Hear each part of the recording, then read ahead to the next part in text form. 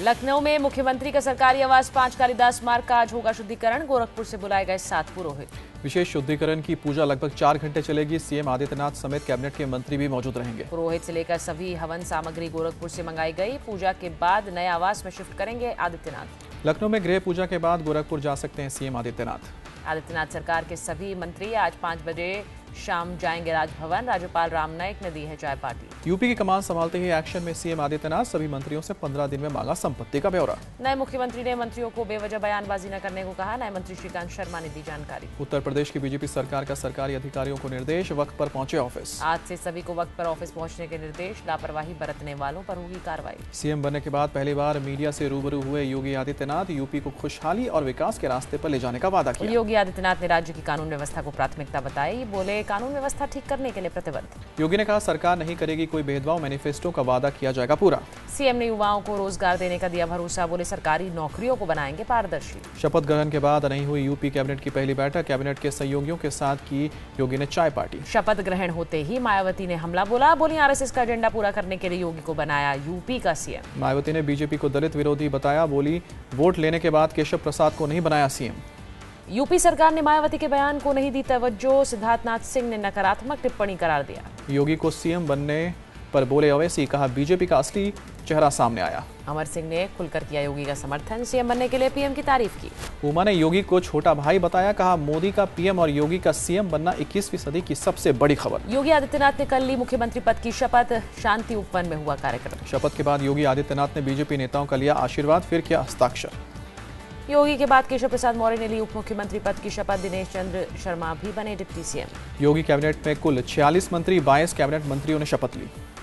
UP cabinet में 9 मंत्रियों को स्वतंत्र प्रभार, 15 को राज्य मंत्री के रूप में दिलाई गई शपथ। योगी कैबिनेट में एकमात्र मुस्लिम चेहरा बने मोहसिन रजा। क्रिकेट के बाद राजनीति में शुरू की पारी। गिरीश यादव ने राज्य मंत्री पद की शपथ ली। जौनपुर सदर सीट से जीते गिरीश मंत्रिमंडल के अकेले यादव सदस्य। ओम प्रकाश राजभर बने योगी कैबिनेट में मंत्री। सुहेल देव भारतीय समाज पार्टी के अध्यक्ष हैं। पूर्व यूपी कांग्रेस अध्यक्ष रीता बहुगुणा जोशी बनी कैबिनेट मंत्री। मुलायम सिंह की बहू अपर्णा को दी थी मात। सूर्य प्रताप शाही योगी कैबिनेट में बने मंत्री। योगी के ही क्षेत्र गोरखपुर के रहने वाले। डिप्टी सीएम केशव प्रसाद मौर्य ने विकास और सुरक्षा को प्राथमिकता बताया। बोले जरूरत पड़ी तो पलायन का नए सिरे से जांच। डिप्टी सीएम दिनेश शर्मा ने कहा किसानों की कर्ज माफी पर दिया भरोसा। बोले हर वादा सरकार पूरा करेगी।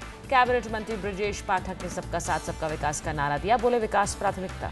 कैबिनेट मंत्री चेतन चौहान ने युवाओं को रोजगार को दी है तरजीह। बोले विकास हमारी प्राथमिकता। रीता बहुगुणा जोशी ने भी विकास को बताया प्राथमिकता। बोली महिलाओं का कल्याण जरूरी। पहली बार मंत्री बने श्रीकांत शर्मा ने विकास को सरकार का एजेंडा बताया। शिक्षा, स्वास्थ्य, रोजगार पर देंगे ध्यान। पीएम ने कहा मुझे योगी की टीम पर पूरा भरोसा। यूपी को उत्तम प्रदेश बनाने में नहीं छोड़ेंगे कोई कसर। योगी के शपथ ग्रहण में बीजेपी के सभी बड़े दिग्गज नेता मौजूद रहे। पीएम मोदी भी पहुंचे। अखिलेश यादव भी शपथ ग्रहण में पहुंचे। कई बीजेपी नेताओं से गर्मजोशी से मिले। योगी के शपथ ग्रहण में मुलायम भी आए। आडवाणी और वेंकैया के बगल में बैठे। शपथ ग्रहण के बाद मुलायम से गर्मजोशी से मिले पीएम। कान में कुछ कहते नजर आए। मथुरा में बीजेपी की जीत और योगी के सीएम बनने पर होली मिलन कार्यक्रम का आयोजन। कवियों ने जीत पर पढ़ी कविताएं। बेटे सुरेश राणा के मंत्री बनने पर पिता हुए बेहद खुश। गाना गाकर खुशी का किया इजहार। योगी के मुख्यमंत्री बनने पर गोरखनाथ मंदिर में जश्न। सैकड़ों की संख्या में झूमे लोग। गोरखनाथ मंदिर में योगी समर्थकों ने की आतिशबाजी। ढोल नगाड़ों पर झूमे। उत्तराखंड के पौड़ी जिले के यमकेश्वर गांव में जश्न। योगी आदित्यनाथ का पैतृक गांव।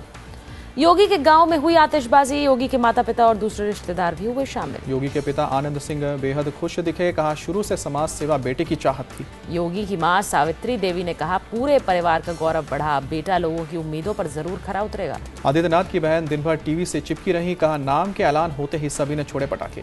मुंबई के गोरक्षधाम मठ में भी जश्न। योगी के सीएम बनने पर बटी मिठाइयां। लखनऊ में उमड़े योगी आदित्यनाथ के समर्थक। योगी ने सभी का अभिवादन किया।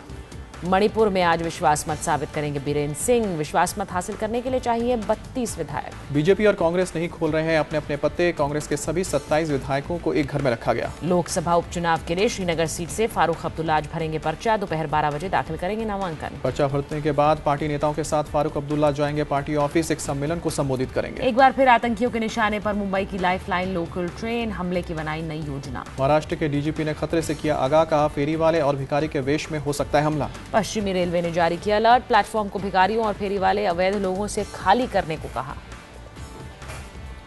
अब देश की आज की बड़ी खबरें। दिल्ली मेट्रो पर नहीं पड़ेगा जाट आंदोलन का असर। एनसीआर में भी चलेगी मेट्रो। दिल्ली कूच रद्द होने के बाद दिल्ली पुलिस ने सारी ट्रैफिक पाबंदियां हटाई, स्पेशल सीपी ने जानकारी दी। जाट आंदोलनकारियों ने आंदोलन वापस लिया, सीएम खट्टर और जाट नेताओं के बीच बातचीत से सहमति। जाट समुदाय संसद घेराव के लिए नहीं आएंगे दिल्ली, जाट नेता यशपाल मलिक का ऐलान। खट्टर ने जाटों को आरक्षण देने की प्रक्रिया जल्द शुरू करने का ऐलान किया, जल्द चेयरमैन और सदस्यों की भी नियुक्ति। बैठक के बाद बोले यशपाल मलिक 26 मार्च को बैठक में लेंगे आगे के प्रदर्शनों पर फैसला। 4 महीने से मणिपुर में जारी आर्थिक नाकाबंदी आधी रात से खत्म, 3 पक्षों की बातचीत में फैसला। दिल्ली के मौजपुर से लूट और डकैती मामले में आप यूथ विंग के अध्यक्ष नजीब गिरफ्तार, 25 लाख की लूट का आरोप। पुलिस को 16 लाख नकद और हथियार भी मिले, नजीब के भाई और 4 साथियों पर भी शिकंजा। आप नेता पर बीजेपी का हमला, मनोज तिवारी ने कहा केजरीवाल की पार्टी में असामाजिक तत्वों को पनाह। मुंबई के इंटरनेशनल डायमंड कॉन्फ्रेंस में शामिल हुए पीएम मोदी, वीडियो कॉन्फ्रेंसिंग के जरिए किया संबोधित। पीएम ने कहा जेम्स ज्वेलरी के क्षेत्र में मेक इन इंडिया का सबसे ज्यादा अवसर, निचले स्तर के कामगारों के हालात सुधारने पर जोर।